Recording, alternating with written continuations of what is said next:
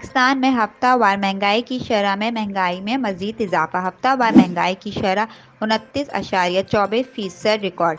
इदारा शुमारियत ने रिपोर्ट जारी कर दी। महंगाई की शरह 0.74% बढ़ गई। प्याज, आलू, चीनी, चाय और चिकन समेत 22 अशिया ज़ुरिया महंगी हो गई। हालिया हफ्ता प्याज 38 रुपये 95 पैसे फ़ी किलो महंगा हुआ।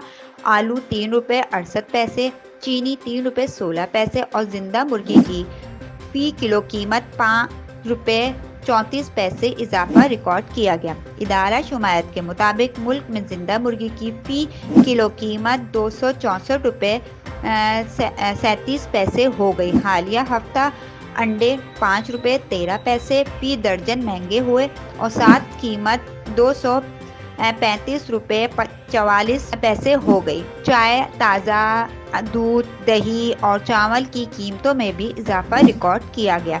इदारा शुमारियत के मुताबिक एक हफ्ते के दौरान 14 अशिया ज़ुरिया की कीमतों में कमी भी रिकॉर्ड की गई।